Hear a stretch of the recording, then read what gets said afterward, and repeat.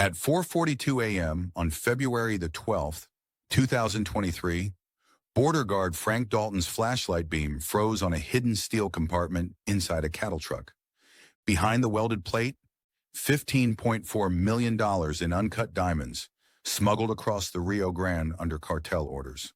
The driver's hands shook, the desert wind howled, and Frank knew if he reported this, he'd be dead before sunrise. Instead, he made a different choice. This one's going to take exactly 14 minutes to tell, and you won't believe where it ends. Before we get into it, please hit that subscribe button and give this story a like. It helps me keep bringing you more unbelievable true crime cases. You're not going to want to miss a single twist in Frank Dalton's story. But this story didn't start with a desperate trucker stealing millions from the criminal organization. It started 3 years earlier with a routine delivery job that would reveal the biggest illegal financial operation in the Southwest and turn an ordinary driver into the most wanted thief on 2 continents. Billy Crawford had been driving trucks for 30 years when he walked into the cramped office of Southwestern Logistics on a scorching Tuesday morning in June 2021. The company operated out of a converted trailer behind a truck stop in Las Cruces, New Mexico. No signs, no advertising, just word-of-mouth recommendations among drivers who didn't ask too many questions about questionable cargo. "You Billy?" asked the receptionist, a heavy-set woman with tired eyes. "Carlos has been waiting for you since 9. He doesn't like being kept waiting." Carlos Mendez looked like every other mid-level criminal operator Billy had encountered over 3 decades on the road. Expensive boots, thick gold chain around his neck, nervous energy that came from handling other people's money.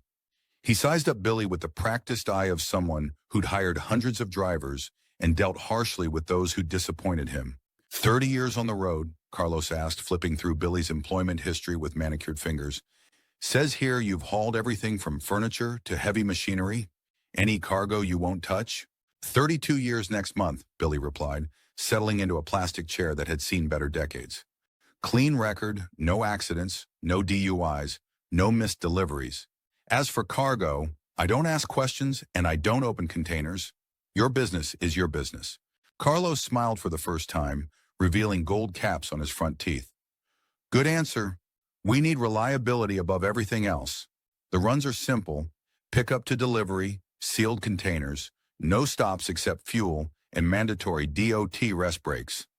You follow the escort vehicle, maintain radio contact, and deliver on schedule." Billy nodded slowly. In trucker speak, that meant contraband, drugs, stolen goods, maybe untaxed cigarettes or firearms. Nothing he hadn't hauled before during leaner times. The key was maintaining plausible deniability. Officially, he never knew what was in the containers. "Pay is $2,000 per run, cash," Carlos continued, leaning back in his chair. "No paperwork, no tax forms, no bank deposits. You take the money and forget where you got it. Questions?" 2,000 cash was generous for a standard run, but not outrageously high. High enough to suggest valuable cargo, low enough to avoid attracting federal attention. Billy had seen this setup before. "What kind of freight am I hauling?" Billy asked, knowing the answer would be deliberately vague. "The kind that pays 2,000 cash per run," Carlos replied, his smile disappearing. "The kind where smart drivers don't ask follow-up questions." Billy understood the message. Don't ask, don't tell. Collect your money and keep your mouth shut. It was an arrangement that had worked for both sides throughout the Southwest for decades. "PMO, when do I start?" "Tonight. Pick up at Warehouse 17 outside El Paso. Delivery to Phoenix. Simple run, straight shot on I-10. Should take 8 hours, including your mandatory rest break." That first job should have been Billy's final job. The warehouse sat in an industrial district that looked more like a military compound than a shipping facility. Razor wire topped 20-foot concrete walls. Security cameras tracked every angle. Armed guards waved him through steel gates that belonged in a maximum security prison, not a freight depot. The guards weren't ordinary security either. These were hard men with military bearing and serious weapons. They checked Billy's identification against a list, examined his truck thoroughly, and escorted him to the loading dock with professional precision.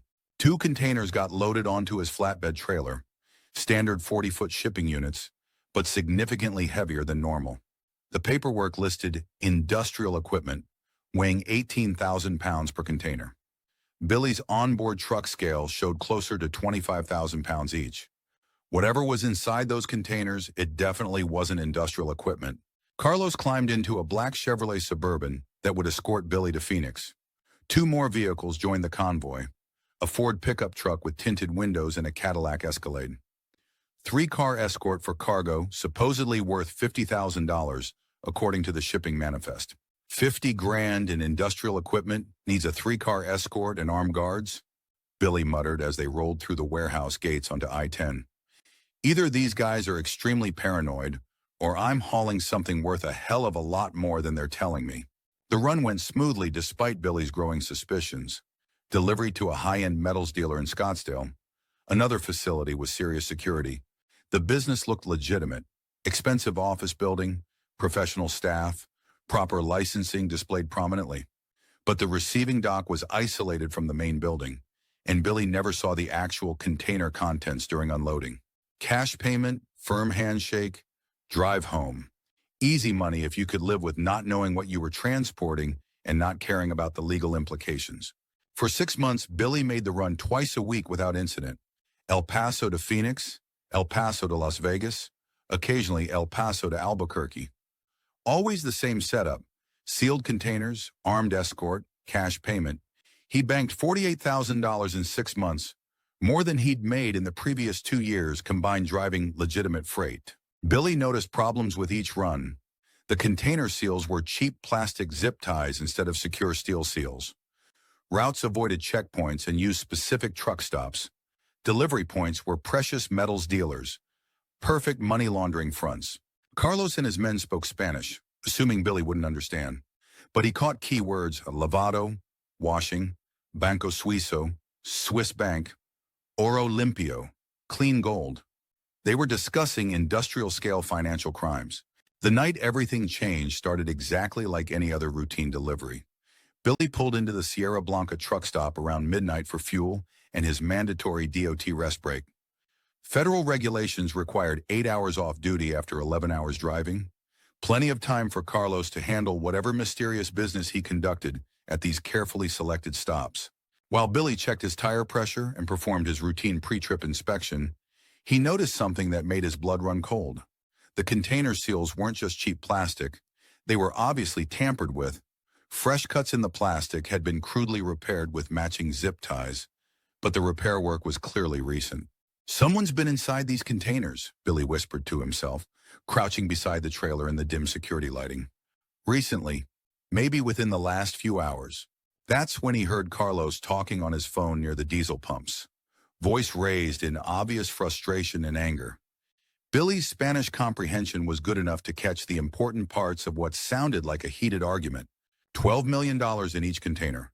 Swiss gold bars and clean bills. Casino manager expects exact count by morning. Any shortage comes out of our percentage.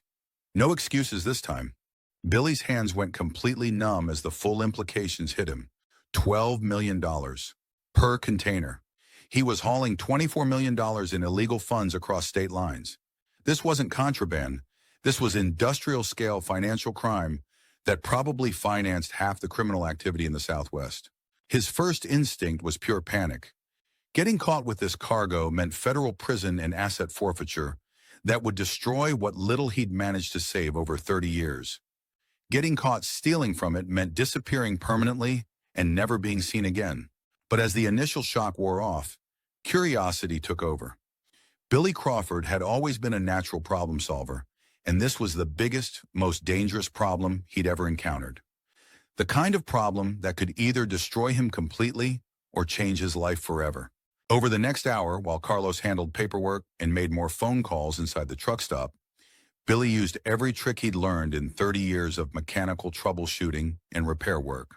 A small mirror mounted on a telescoping rod, the exact type used for checking hard-to-reach engine components, allowed him to peer inside container number 1 through a tiny gap where the door seal had shifted during loading. What he saw changed everything he thought he knew about his employer and his cargo. Swiss bank deposit boxes stacked floor to ceiling in perfect rows, each one stamped with official seals and serial numbers. Gold bars catching the overhead security lights, arranged with military precision like some Hollywood movie vault. Bundles of cash wrapped in authentic bank paper, all hundreds and fifties with Federal Reserve bands still intact. Billy's $2,000 fee suddenly felt like the insult it obviously was. He was risking federal conspiracy charges to move $24 million for a fraction of 1% commission while taking all the legal risks if anything went wrong. Footsteps on gravel made him freeze in place. Carlos was walking back toward the truck, phone pressed to his ear, speaking in rapid Spanish to someone who was clearly very unhappy about something involving missing money and suspicious timing. Billy quickly stowed the mirror device and pretended to check his load-securing straps. His heart hammered so loudly he was certain Carlos would hear it from 20 feet away. "Everything good back here, Billy?" Carlos asked, suspicion creeping into his voice as he approached the trailer. "Just making sure we're properly balanced," Billy replied, forcing his voice to remain steady and professional. "Truck was pulling slightly left earlier. Must be the load distribution or maybe tire pressure differences." Carlos walked completely around the trailer, checking the container seals and door latches with the thoroughness of someone who'd learned not to trust anyone completely. Billy held his breath, praying the man wouldn't notice the tiny gap where he'd inserted the mirror or the almost imperceptible scratches around the seal area. After what felt like an hour but was probably only 30 seconds, Carlos nodded with apparent satisfaction and climbed back into his Suburban. Billy exhaled slowly and started his truck engine with hands that were still shaking slightly. $24 million. More money than he would see in 10 lifetimes of legitimate trucking, riding just 6 feet behind his head in containers he wasn't supposed to know anything about. The drive to Phoenix was absolute agony. Every mile marker felt like a year passing. Billy's mind raced with possibilities, calculations, and terrifying scenarios, while he maintained normal speed and radio contact with the escort vehicles.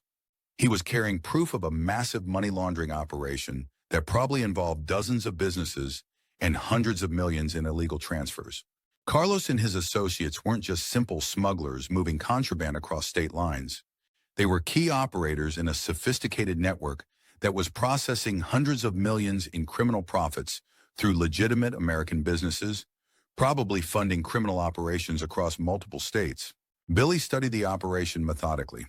3 pickup warehouses near the border, all using the same shell freight company. Deliveries went to businesses dealing in precious metals and jewelry. Operations perfect for processing large amounts of gold and cash without federal scrutiny. His handlers were Mexican cartel, but clients were American businessmen. Billy was the invisible middleman, moving dirty money for pennies. He also learned about his predecessor through conversations at truck stops and driver lounges. Jake Morales had driven for the cartel for 2 years before quitting suddenly in March 2021, just 3 months before Billy got hired. The story that emerged from other drivers was both chilling and instructive. "Jake was a solid driver," said Eddie Vasquez, a veteran hauler who'd known Jake for over a decade. "But he started asking too many questions about his cargo, wanting to know what was really in those containers. Next thing you know, he's gone without notice. Company said he moved to California to drive for his brother-in-law, but his ex-wife never heard from him again." Another driver, Tom Rodriguez, was more direct about Jake's fate. "Word on the CB is Jake turned up dead in a ditch outside Juarez with 2 bullets in his head. Officially, he just disappeared without forwarding address. But guys who haul for the cartels don't just disappear voluntarily." Billy calculated the financial numbers obsessively during his off-duty hours. In 6 months of driving, he'd moved approximately $300 million in laundered money across state lines. His total earnings? $48,000 before expenses. The cartel was paying him roughly 0.016% of the cargo value, while he absorbed 100% of the legal risks. That's when Billy Crawford made the decision that would change everything. He was going to take his proper cut. Planning the first theft required 2 weeks of careful preparation and research. Billy studied container security systems, timing windows, and detection methods used by professional cargo thieves. The plastic seals were laughably easy to defeat with proper tools, but replacing them required identical zip ties and careful attention to serial number sequences. His initial target was deliberately modest, a single $100 bill extracted from the middle of a $50,000 cash bundle. Billy practiced the extraction technique using his own money until he could remove a bill with precision tweezers without disturbing the bank wrapper or leaving obvious evidence. The opportunity came during a routine fuel stop in Deming, New Mexico. Carlos was inside the truck stop paying for diesel and handling his mysterious phone business, while Billy performed his mandatory pre-trip inspection. 30 seconds with the telescoping mirror to locate the target, 15 seconds to position the extraction tools, another 15 seconds to complete the theft. As Billy carefully pocketed the stolen bill, footsteps approached on the gravel. Carlos was returning earlier than expected, phone still pressed to his ear as he conducted what sounded like another heated argument in Spanish. "What are you doing back there, Billy?" Carlos asked, suspicion clear in his voice as he approached the trailer. Billy held up his tire pressure gauge with studied casualness. "Checking load balance again. Truck's been pulling left since we left El Paso. Thought maybe one of the containers might have shifted during loading." Carlos walked completely around the trailer, examining the container seals and door latches with professional thoroughness. Billy forced himself to breathe normally and maintain eye contact, knowing any sign of nervousness would trigger a complete search of both truck and driver.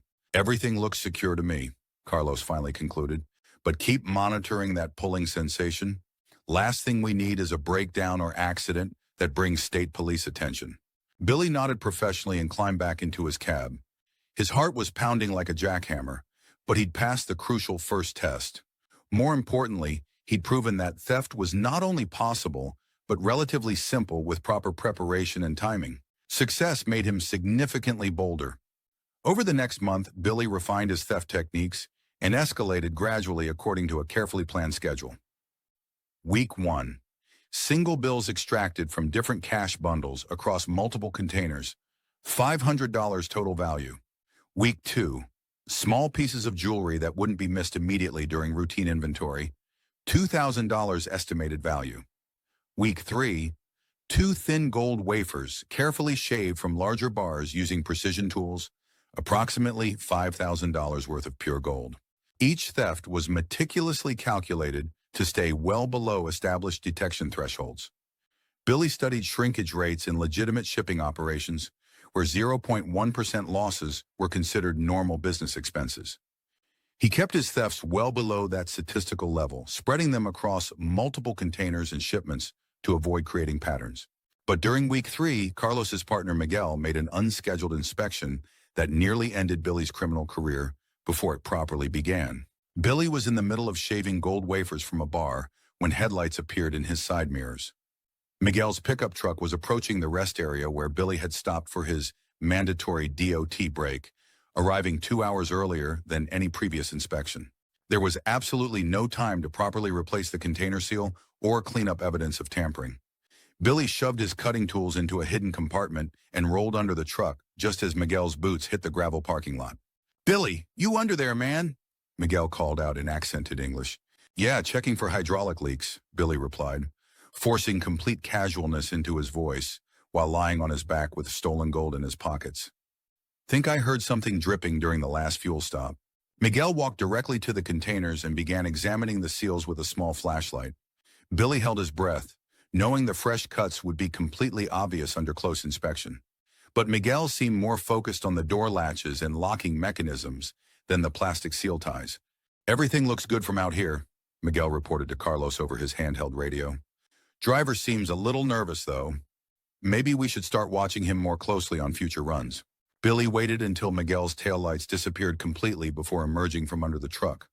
The close call should have ended his theft operations immediately, but instead it taught him valuable lessons about timing, preparation, and the importance of better cover stories for future operations. He needed to become much smarter about the technical aspects of the thefts. Billy spent 3 months preparing his first major score. He bought lead bars, gold paint, and precision equipment. His garage became a counterfeiting lab where he practiced until fake gold bars were indistinguishable from real ones. The target for his first major theft was carefully selected after weeks of surveillance and planning. A container carrying exactly 100 gold bars with an estimated value of $4.8 million. Billy planned to replace 12 bars with lead duplicates, stealing approximately $480,000 while keeping the theft below 10% of the total cargo value. The heist took place during a severe thunderstorm near Roswell, New Mexico. Perfect natural cover. Lightning provided a believable explanation for any electronic malfunctions or communication disruptions that might occur during the operation. Billy pulled into a remote rest area and immediately activated his carefully prepared plan. First, he cut power to his truck's GPS tracking system using a pre-installed electrical fault that would appear to be storm damage to any investigator. Then he opened container number 2 using professional tools hidden in his sleeper compartment. Working by flashlight in the pouring rain, Billy systematically replaced 12 gold bars with painted lead duplicates. He used his precision digital scale to verify exact weights, ensuring the container's total mass remained completely unchanged. Each fake bar had been individually aged and weathered to match the originals perfectly. The entire operation took exactly 43 minutes from start to finish. Billy was in the process of resealing the container when headlights appeared on the highway.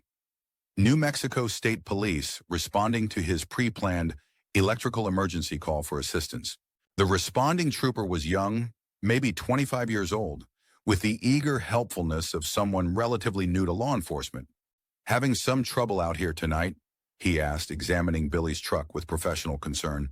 "Alternator's acting up pretty bad," Billy explained, showing fake diagnostic readings on a handheld electronic meter.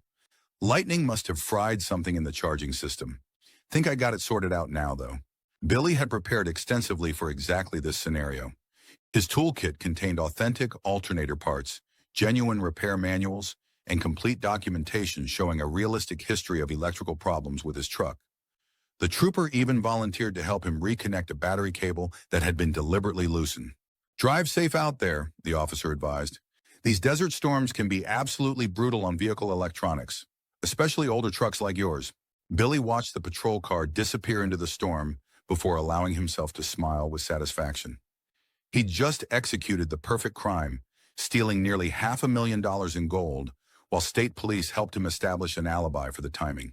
The stolen gold bars were concealed in specially designed compartments that had been professionally welded into his truck's chassis over several weeks. To any casual inspector, they appeared to be standard structural reinforcements designed to handle heavy loads. Even trained drug detection dogs wouldn't alert to gold bars. But success brought new challenges and increased scrutiny. Carlos began noticing minor timing discrepancies in delivery schedules that suggested something unusual was happening during transport. Billy's electrical problems and mechanical breakdowns were creating a pattern that a suspicious mind might eventually connect to the missing cargo. 2 weeks after the successful gold bar theft, Carlos installed military-grade motion sensors in all containers. "These devices are extremely sophisticated," Carlos explained, showing Billy a sensor unit about the size of a smartphone. "They detect any container opening that lasts longer than 60 seconds and immediately transmit alerts to our security monitoring system. False alarms result in expensive additional security fees, so don't mess with the containers unless there's a genuine emergency." Billy nodded with apparent understanding while mentally filing away crucial technical information. Motion sensors meant he needed to significantly upgrade his theft capabilities and develop countermeasures for electronic surveillance systems. Billy spent 3 months mastering electronics and building signal jammers. He practiced opening containers in 59 seconds while maintaining perfect environmental conditions. His next target, $2.8 million cash shipment. He prepared newspaper bundles wrapped in authentic bank paper to replace the stolen money. The heist operation took place during another mechanical breakdown. Billy jammed the sensors and replaced $400,000 with newspaper bundles. 58 seconds total. As he transferred the stolen money to hidden compartments throughout his truck, Miguel's vehicle appeared unexpectedly in the distance.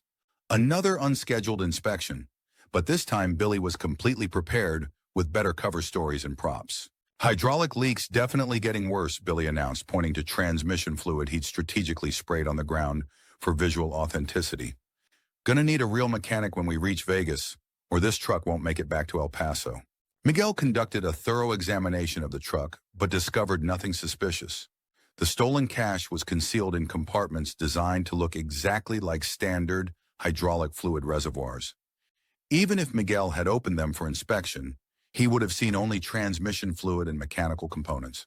"Get it repaired quickly," Miguel instructed. "Carlos doesn't tolerate delays or mechanical problems that might attract police attention during breakdowns." But Billy understood that the surveillance net was tightening around him.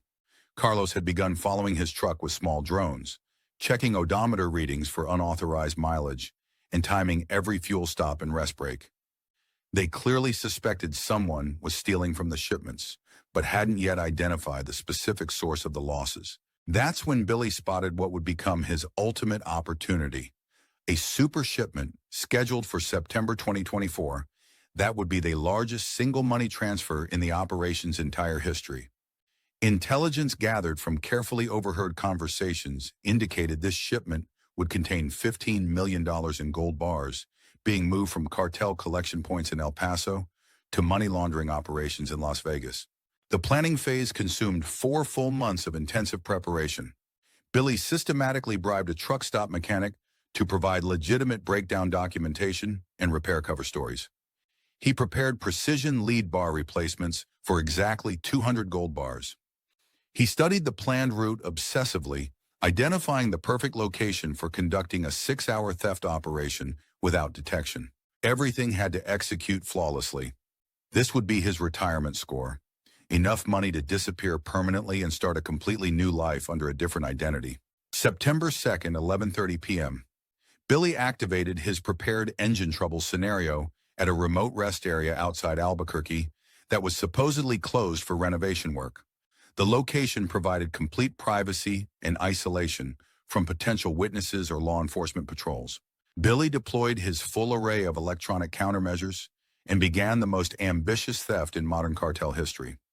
The containers held exactly what his intelligence gathering had predicted: 200 gold bars with a total value of approximately $15 million in current market prices. Billy worked methodically and systematically, replacing each authentic gold bar with a carefully prepared lead duplicate and transferring the real gold to hidden compartments distributed throughout his truck's chassis and cargo areas. 3 hours into the operation, headlights appeared in the distance, moving at high speed. Billy's heart stopped completely. The approaching vehicles belonged to Carlos's security convoy, 3 SUVs approaching the rest area much earlier than any previous inspection schedule. There was absolutely no time to complete the operation properly or clean up evidence of the theft. Billy grabbed as many gold bars as physically possible and rolled under his truck just as the convoy arrived.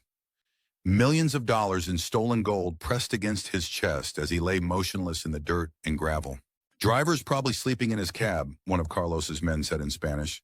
"But something doesn't feel right about this breakdown. Check those containers thoroughly for any signs of tampering." Billy counted at least 4 sets of boots walking around his truck in the darkness. Through the gap between the chassis and ground, he could see their faces clearly. Hard men carrying weapons, systematically looking for any evidence of theft or tampering. One security team member spotted fresh tool marks on container number 1. "These scratches look recent," he reported. "Maybe from tonight." Carlos examined the marks personally with a powerful flashlight. "Nah, just normal wear and tear. These containers take serious beatings on rough roads and during loading operations." The inspection continued for 23 agonizing minutes. Billy's legs went completely numb from maintaining the same cramped position, but he didn't dare move even slightly. Finally, the boots walked away, and engine sounds indicated the convoy was departing.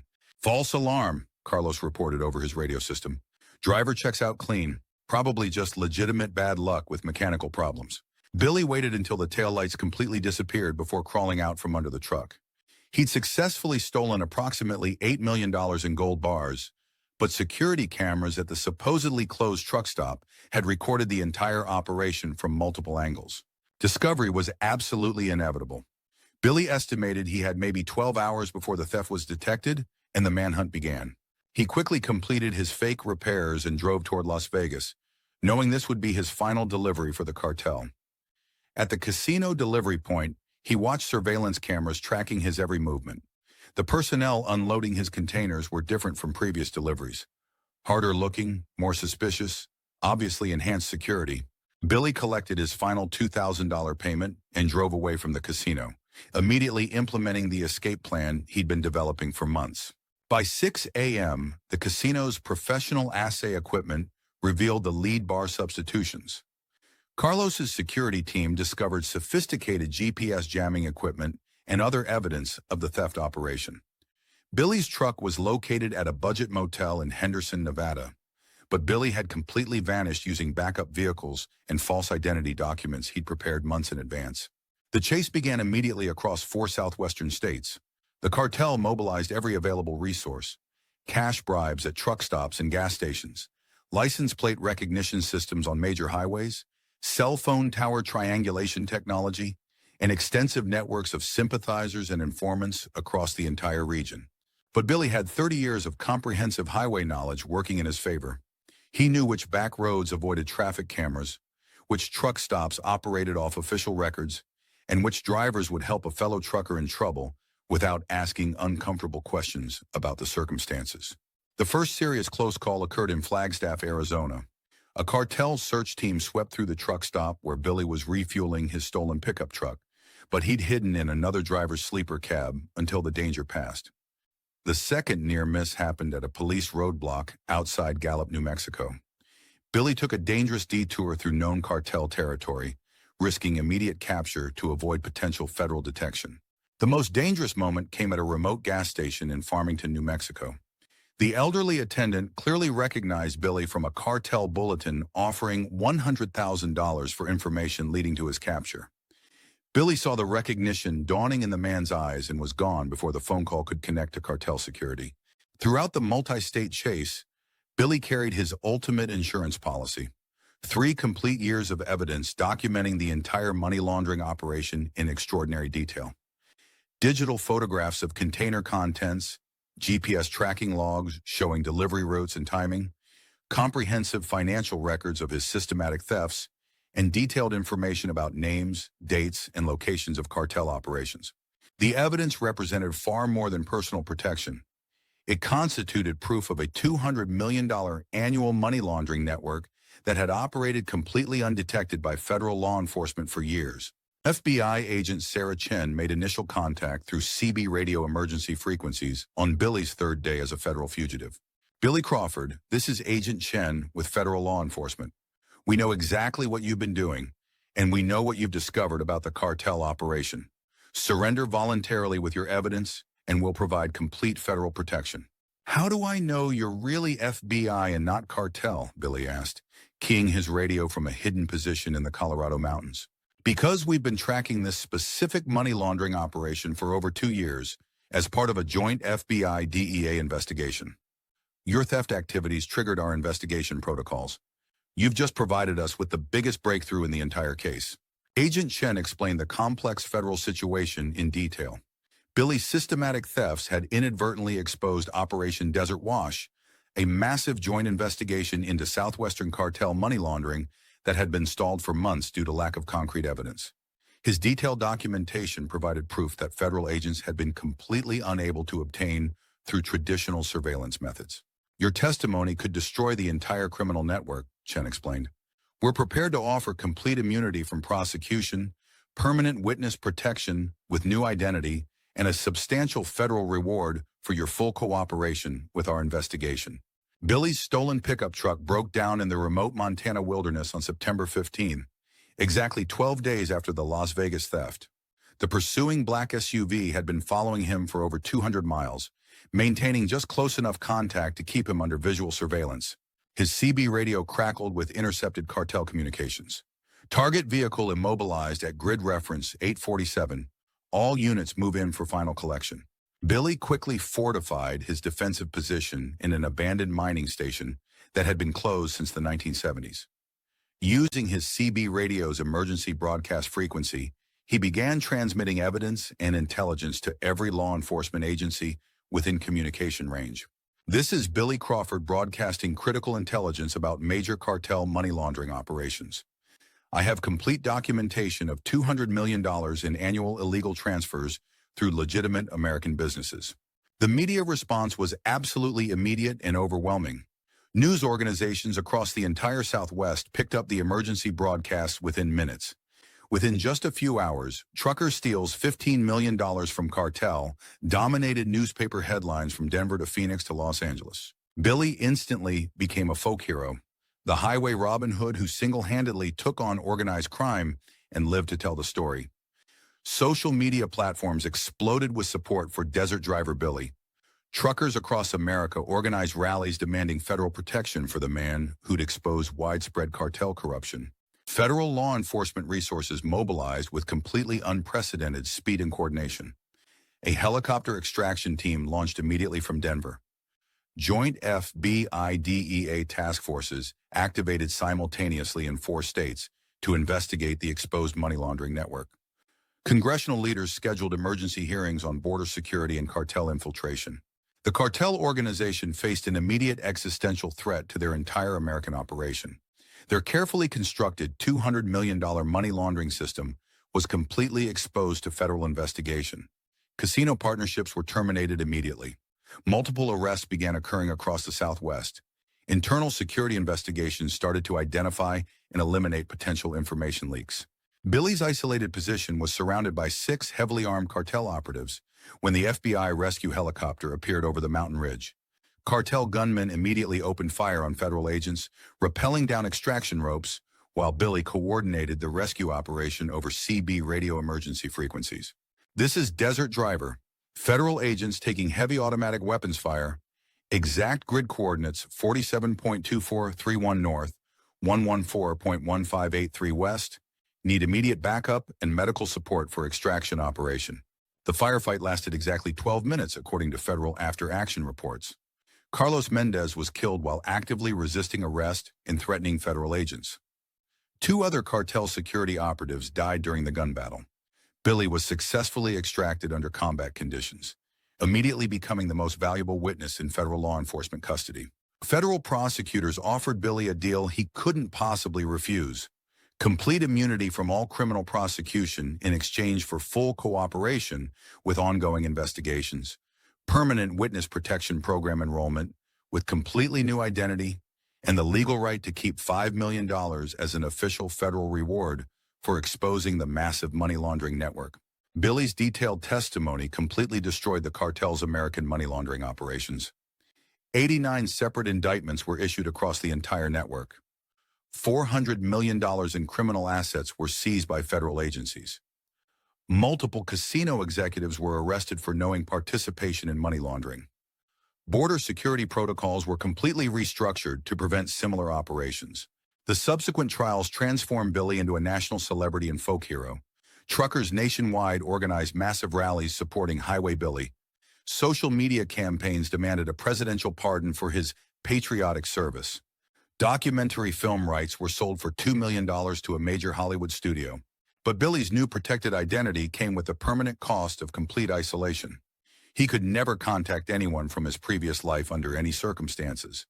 The surviving cartel leadership had placed a $10 million bounty on his head, payable to anyone who could locate and eliminate him. He lived under constant federal protection, finding his only remaining purpose in testifying against organized crime operations. 2 years after the trials concluded, Billy Crawford officially died in a staged Montana car accident. His funeral service was attended by federal agents and a few old truckers who'd known him for decades. The man buried in Billings Cemetery had lived 56 years as Billy Crawford, legitimate truck driver. But Frank Morrison, a gray-haired trucker wearing wire-rimmed glasses, quietly began driving the highways of the Southwest in a modest Peterbilt truck. His CB radio handle became Desert Driver, and his distinctive voice became familiar to truckers across the entire region. Mysterious anonymous tips started reaching FBI field offices on a regular basis. Detailed reports about suspicious cargo movements, always accompanied by precise intelligence that led to major arrests and seizures. Border Patrol agents learned to monitor CB broadcasts from Desert Driver, knowing they consistently indicated genuine criminal activity requiring immediate investigation.